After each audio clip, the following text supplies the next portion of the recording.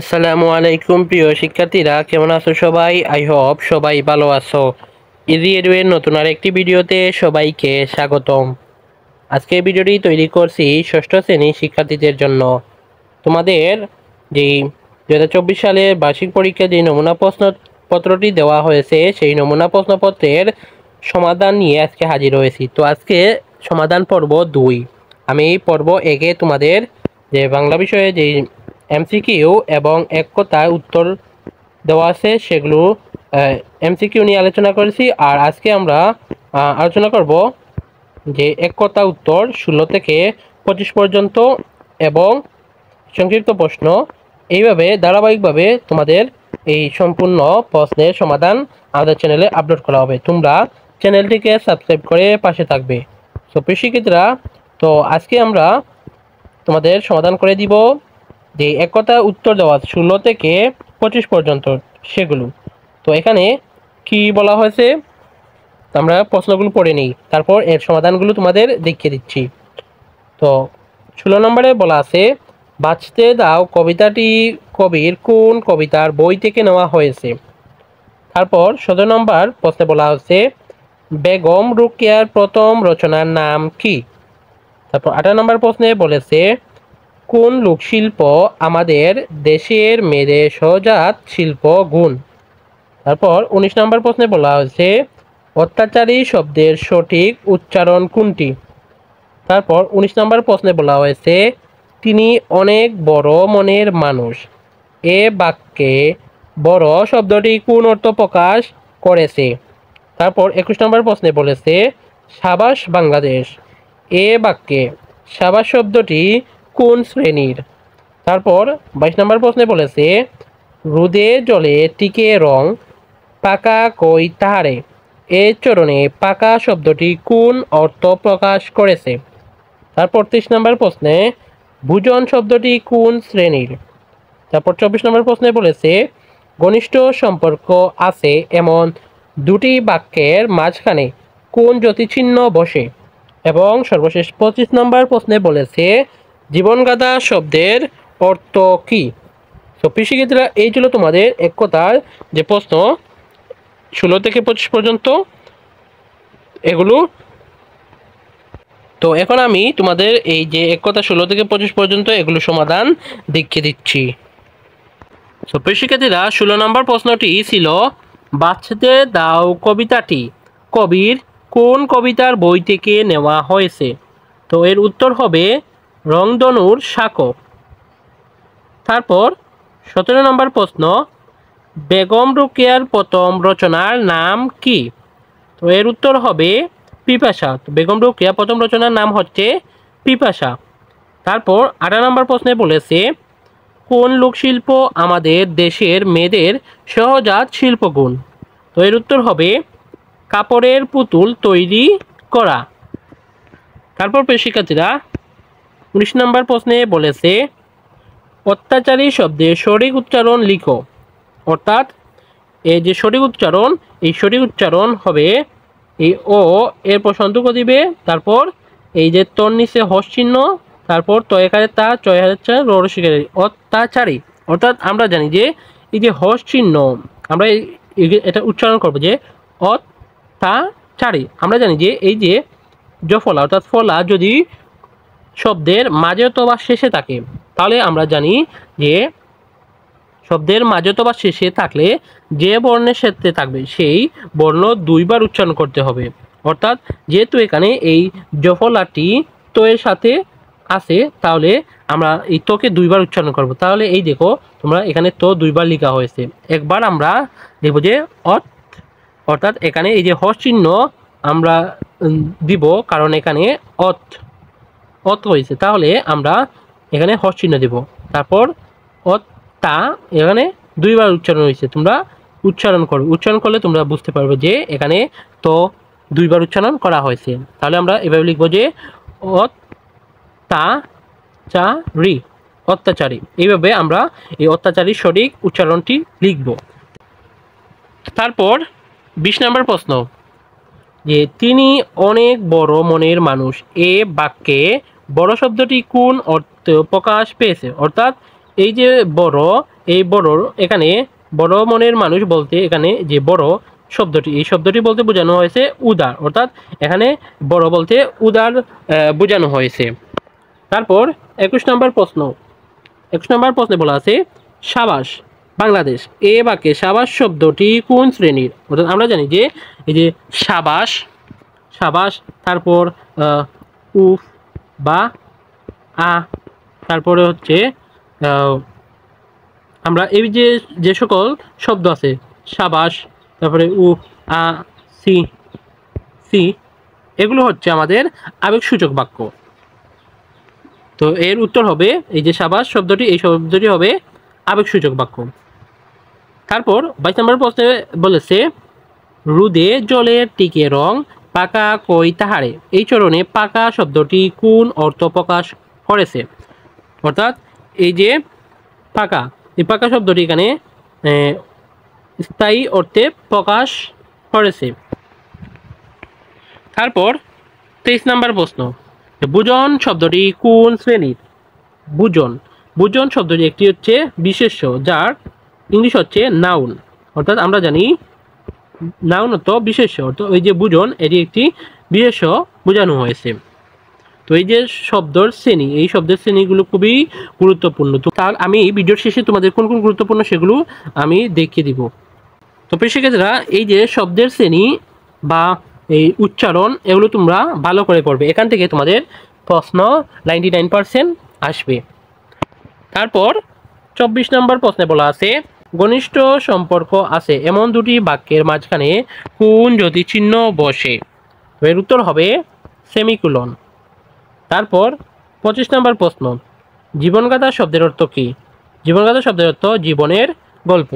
তো প্রিয় শিক্ষার্থীরা, তো আমরা এই যে প্রশ্নগুলো সমাধান করে বুঝতে পারলাম যে তোমাদের যে কোন কোন টপিকগুলো ভালো করে পড়তে হবে। তো আমি এখানে তোমাদের লিখে দিচ্ছি, তোমরা এগুলো ভালো করে পড়লে ইনশাল্লাহ তোমাদের পরীক্ষায় কমন পাবে। তো 1 নম্বরে হচ্ছে তোমাদের যে উচ্চারণ, অর্থাৎ বানানের উচ্চারণ, বানানের উচ্চারণ, এই টপিকটা তোমরা ভালো করে পড়বে, তোমাদের যেই বইয়ে আছে বানানের উচ্চারণ এগুলো ভালো করে।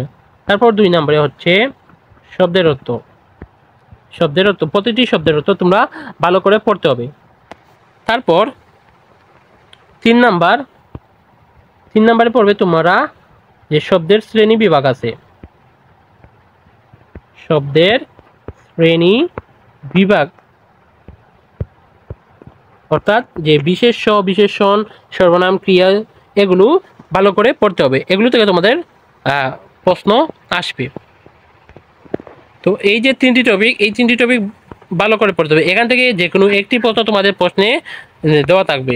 আর এই যে বিরাম চিহ্নগুলো, আরেকটি টপিক 4 নম্বরে লিখবে যে বিরাম চিহ্নগুলো, 4 নম্বরে বিরাম চিহ্নগুলো, এগুলো ভালো করে পড়তে হবে।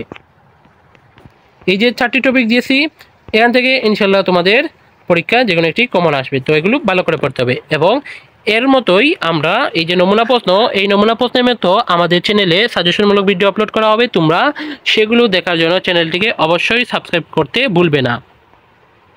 সো প্রিয় শিক্ষার্থীরা, আই হোপ তোমরা এই 16 থেকে যে 25 পর্যন্ত একতা প্রশ্নগুলো দেওয়া আছে সেগুলো বুঝতে পেরেছ।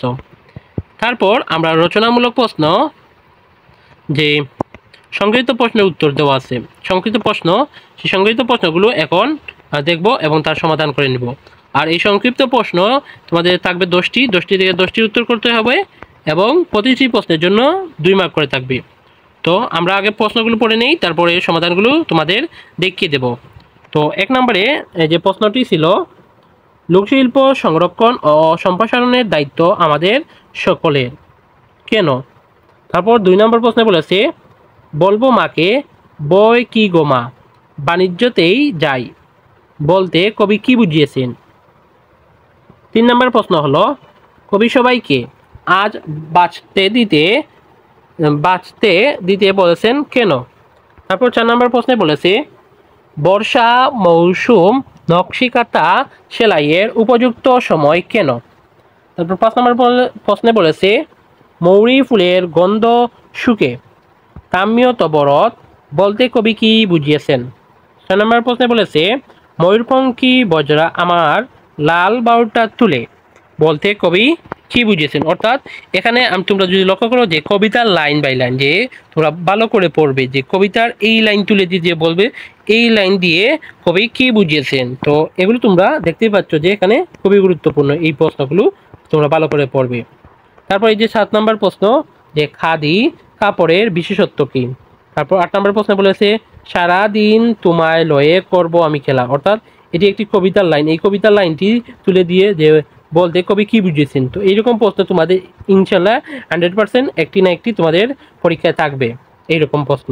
তারপর এই যে 9 নম্বর বলেছে যে রোকেয়া সাখাওয়াত হোসেন একজন অসাধারণ নারী কেন। এইভাবে তোমাদের একজন বিখ্যাত ব্যক্তি দিয়ে তো এইভাবে প্রশ্ন আসতে পারে। তারপর 10 নম্বর যে মুখ্য অর্থ গৌণ অর্থ সংজ্ঞা দাও। তো কৃষিক্ষেত্রা এই ছিল তোমাদের এই সংক্ষিপ্ত প্রশ্নে যে 10টি প্রশ্নগুলো। এখন আমি তোমাদের এর সমাধান দেখিয়ে দিচ্ছি। তো কৃষিক্ষেত্রীরা তো 1 নম্বর প্রশ্নটি ছিল যে লোকশিল্প সংরক্ষণ ও সম্প্রসারণের দায়িত্ব আমাদের সকলের কেন। তো এর উত্তর তোমরা এইভাবে লিখবে, তোমরা চাইলে স্ক্রিনশট নিতে পারো। তো এর উত্তর হবে আমাদের সারা দেশে ছড়িয়ে ছিটিয়ে থাকা লোকশিল্প সংরক্ষণ করা এবং এগিয়ে নিয়ে যাওয়ার দায়িত্ব আমাদের সকলের, কেননা লোকশিল্পের মধ্যে দিয়েই আমরা বিশ্বের কাছে নিজস্ব ঐতিহ্যকে ফুটিয়ে তুলতে পারি। বাংলাদেশের বিভিন্ন শহর শহরতলি এবং শহরের হাজার হাজার নারী পুরুষ আছে যারা কাজ করতে চায় অথচ কাজের অভাবে দিন দিন দারিদ্র্যের শিকার হচ্ছে। সুপরিকল্পিত উপায়ে এবং সুরুচিপূর্ণ লোকশিল্প প্রস্তুতির দিকে মনোযোগ দিলে তাদের সমস্যা কিছুটা সমাধান হবে। তো এই ছিল তোমাদের 1 নম্বর প্রশ্নের সমাধান। আই হোপ তোমরা বুঝতে পেরেছো। তো শিক্ষার্থীরা 2 নম্বর প্রশ্নটি ছিল যে বলবো মাকে বই কি গো মা বাণিজ্যতেই যাই বলতে কবি কি বুঝিয়েছেন। তো এর উত্তর হবে কবি এখানে দুঃসাহসী সওদাগর হয়ে সপ্ত মধুকর সাগরে ভাসিয়ে দেশান্তরে যেতে ইচ্ছুক। পথের সকল বাধা অতিক্রম করে তিনি পৃথিবীর সমুদয় দেশ থেকে ধনরত্ন বোঝাই করে দেশে ফিরতে চান। এমনকি নিজ দেশের সম্পদ অন্য দেশে রপ্তানি করতেও চান আর নিজের দেশে অভাবও মিটাতে চান। অন্য দেশ থেকে সম্পদ আহরণ করে বলবো মাকে বই কি গো মা বাণিজ্যতেই যাই বলতে কবি এই কথা বুঝিয়েছেন। প্রিয় শিক্ষার্থীরা তোমরা 2 নম্বর প্রশ্নের সমাধানটিও বুঝতে পেরেছ। প্রিয় শিক্ষার্থীরা তারপর 3 নম্বর প্রশ্নে কি বলেছে। 3 নম্বর প্রশ্নে বলেছে কবি সবাইকে আজ বাঁচতে দিতে বলেছেন কেন। তো এর উত্তর হবে বাঁচতে দাও কবিতায় কবি শিশু পাখি ফুলের কুড়ি সবাইকে আজ বাঁচতে দিতে বলেছেন। বাঁচতে দাও কবিতায় কবি প্রকৃতি পরিবেশ ও প্রাণী জগতের সুস্থ ও স্বাভাবিক বিকাশের কথা বলেছেন। একটি শিশুর বেড়ে ওঠার সঙ্গে তার চারপাশের সুস্থ পরিবেশের সম্পর্ক রয়েছে। যদি ফুল না থাকে পাখি না থাকে সবুজ ধ্বংস হয়ে যায় তাহলে শিশুর স্বাভাবিক বিকাশ বাধাগ্রস্ত হবে। প্রকৃতির এসব প্রতিকূলতাকে জয় করার কথাই আলোচ্য কবিতায় সুন্দর করে তুলে ধরা হয়েছে। তাই কবি সবাইকে আজ বাঁচতে দিতে বলেছেন। তাই প্রিয় শিক্ষার্থীরা তোমরা 3 নম্বর প্রশ্নের সমাধানটি বুঝতে পেরেছ। তারপর 4 নম্বর প্রশ্নে বলা ছিল বর্ষা মৌসুম নকশিকাঁথা সেলাইয়ের উপযুক্ত সময় কেন। তো এর উত্তর হবে বর্ষা মৌসুম নকশিকাঁথা সেলাইয়ের উপযুক্ত সময়, কেননা বর্ষাকালে চারিদিকে পানিতে টই টই করে, তাই এ অবস্থায় ঘরে বাইরে বের হওয়া যায় না। আর এমন মৌসুমেই নকশি কাঁথা সেলাইয়ের উপযুক্ত সময়। সো আইএ প্রিয় শিক্ষার্থীরা, তোমরা 4 নম্বর প্রশ্নের সমাধানটিও বুঝতে পেরেছ। তারপর 5 নম্বর প্রশ্নে বলা ছিল যে মৌরি ফুলের গন্ধ শুকে তামিয় তবরত, এটি একটি কবিতার লাইন তুলে দেওয়া আছে। তো তোমরা দেখতে পাচ্ছ যে কিভাবে কবিতার লাইন থেকে প্রশ্ন হতে পারে। তো এখানে বলছে যে মৌরি ফুলের গন্ধ শুকে তামিয় তবরত বলতে কবি কি বুঝিয়েছেন। তো এর উত্তর হবে আমার বাড়ি কবিতাটি লিখেছেন কবি জসিমউদ্দিন। অর্থাৎ এই যে কবিতার লাইন, এই কবিতার লাইনটি হচ্ছে তোমাদের যে বইয়ে আমার বাড়ি কবিতা, এই কবিতা থেকে নেওয়া হয়েছে। তো আমার বাড়ি কবিতাটি লিখেছেন কবি জসিমউদ্দিন। আমরা জানি জসিমউদ্দিন একজন পল্লী কবি। তো তারপর লিখব এটি একটি নিমন্ত্রণমূলক কবিতা। কবিতার নিজ বাড়িতে যাওয়ার জন্য বন্ধু বা আগন্তুকদের আমন্ত্রণ জানিয়েছেন।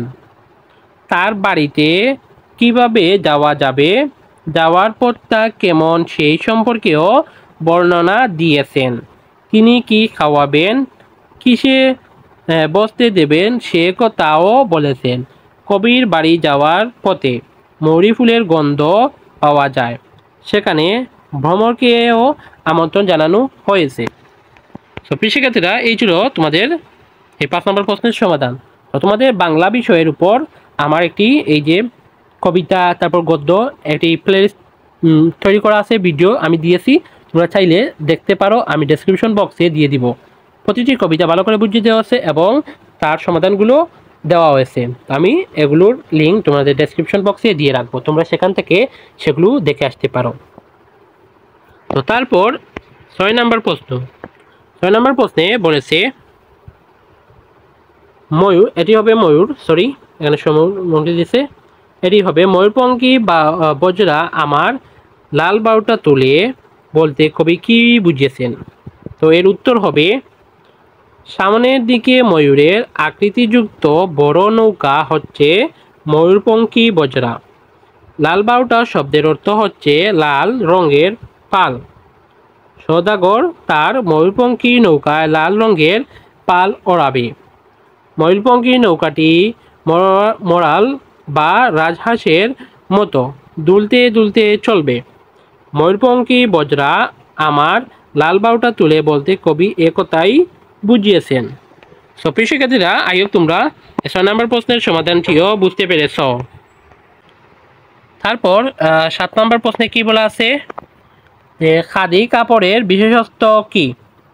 তো এর উত্তর হবে খাদি কাপড়ের বিশেষত্ব হচ্ছে এর সবটাই হাতে প্রস্তুত।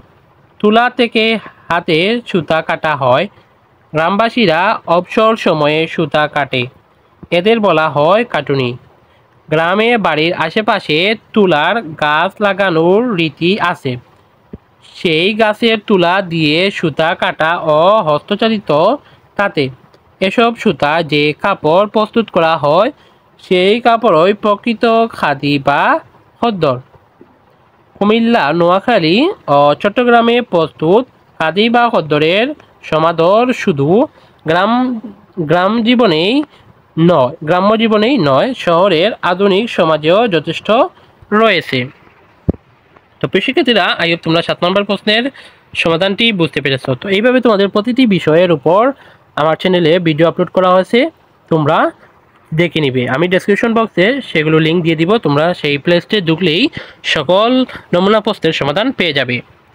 তারপর 8 নম্বর প্রশ্নে বলেছে সারাটা দিন তোমায় লয়ে করব আমি খেলা বলতে কবি কি বুঝিয়েছেন।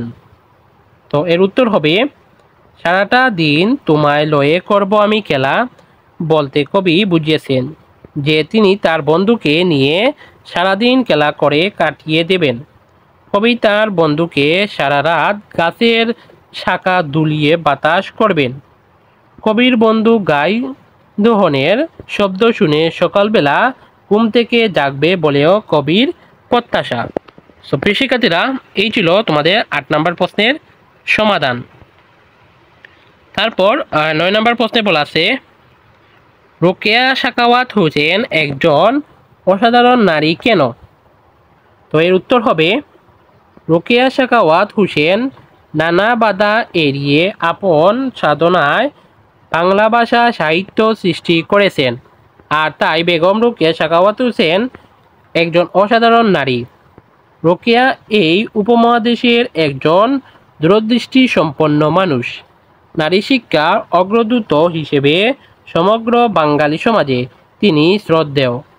তিনি দুটি উপায়ে নারী মুক্তির পথ দেখিয়েছিলেন: মেয়েদের জন্য স্কুল প্রতিষ্ঠা করে এবং সাহিত্য রচনার মধ্যে দিয়ে নারী মুক্তির দিক নির্দেশনা দিয়ে। তো এই ছিল তোমাদের 9 নম্বর প্রশ্নের সমাধান। আই হোপ তোমরা এগুলো বুঝতে পেরেছ। তো তারপর তোমাদের 10 নম্বর প্রশ্নে বলা আছে মুখ্য অর্থ ও গৌণ অর্থের সংজ্ঞা দাও। তো এর উত্তর আমরা লিখব মুখ্য অর্থ ও গৌণ অর্থ। একটি শব্দ শোনার সাথে সাথে মনে যে ছবি বা ধারণা জেগে উঠে সেটাকে ওই শব্দের মুখ্য অর্থ বলে। অর্থাৎ কৃষকেরা আমরা মুখ্য অর্থে বলতে বুঝি যে একটি শব্দ শোনার সাথে সাথে মনে যে ছবি জেগে ওঠে সেটাকে মুখ্য অর্থে বলে। তো এখানে এই যে যেমন বলছে যে মাথা শব্দটি শোনার সঙ্গে সঙ্গে শরীরের উপরে যেই অংশের ছবি মনে ভেসে উঠে সেটাই মাথা শব্দের মুখ্য অর্থ। অর্থাৎ আমি যদি এখন বলি যে তোমরা এখন ভিডিও দেখতেছো, তাহলে তোমার মনে এই ভিডিও দেখার যে চিত্রটি সেটি তোমার মনে ভাসবে। অথবা আমি যদি বলি তোমার বিজ্ঞান বইটি বের করো, তাহলে তোমার প্রথমেই মনে ভাসবে যে আমার বিজ্ঞান বইটি দেখতে এরকম। তো এটাই হচ্ছে মুখ্য অর্থ। আই হোপ তোমরা বুঝতে পেরেছো। তারপর কোনো শব্দের মুখ্য অর্থের পাশাপাশি এক বা একাধিক গৌণ অর্থ থাকতে পারে। অর্থাৎ বলছে যে কোনো শব্দের মুখ্য অর্থের পাশাপাশি একাধিক গৌণ অর্থ থাকতে পারে। তো যেমন মেয়েটির মাথা ভালো বললে মেধা বা বুদ্ধিকে বোঝায়। অর্থাৎ মেয়েটির মাথা ভালো এখানে বলতে মাথাকে বোঝানো হয়েছে না, এখানে মেয়েটির মেধা বা বুদ্ধিকে বোঝানো হয়েছে। তারপর এই যে আবার যদি বলা হয় রাস্তার মাথায় যাও, তবে মাথা বলতে রাস্তার শেষ প্রান্তকে বোঝানো হয়েছে। অর্থাৎ তোমরা অনেকে বলো যে রাস্তার শেষ মাথা যাও, তাহলে এখানে কি মাথা বলতে মাথা বোঝানো হয়েছে? রাস্তার কি মাথা আছে? না, এখানে এই রাস্তার মাথা বলতে বোঝানো হয়েছে রাস্তার একদম শেষ প্রান্তে যাও, এই কথা বোঝানো হয়েছে। আইও পেশিকেতা তোমরা 10 নম্বর প্রশ্নের সমাধানটিও বুঝতে পেরেছো। তো পেশিকেতারা এই ছিল সংক্ষিপ্ত প্রশ্ন উত্তর 1 থেকে 10 পর্যন্ত, সেগুলো সমাধান করলাম। তো আজকে আমরা এই ভিডিওর মাধ্যমে তোমাদের এখানে এক কথা উত্তর 16 থেকে 25 পর্যন্ত এবং রচনামূলক অংশ সংক্ষিপ্ত প্রশ্ন উত্তর 1 থেকে 10 পর্যন্ত সমাধান করে দিয়েছি। তাই হোক তোমরা ভিডিওটি প্রথম থেকে শেষ পর্যন্ত দেখেছো এবং সেগুলো বুঝতে পেরেছো। তো তার নেক্সট পর্বে আমরা রচনামূলক প্রশ্ন দৃশ্যপটবিহীন সেগুলো নিয়ে আলোচনা করব। তো এইভাবে ধারাবাহিকভাবে তোমাদের প্রতিটি প্রশ্নের সমাধান নমুনা প্রশ্নের সমাধান দেওয়া হবে এবং তোমাদের অন্যান্য বিষয়ে গণিত, ডিজিটাল প্রযুক্তি, অন্যান্য বিষয়ের দেওয়া হচ্ছে। তোমরা প্লেলিস্ট চেক করো, সেখানে সকল পর্ব পেয়ে যাবে। তো শিক্ষার্থীরা নেক্সট পর্বে আমাদের নতুন আরেকটি পর্ব নিয়ে দেখা হবে। সেই পর্যন্ত সবাই ভালো থাকো, সুস্থ থাকো। আল্লাহ হাফেজ।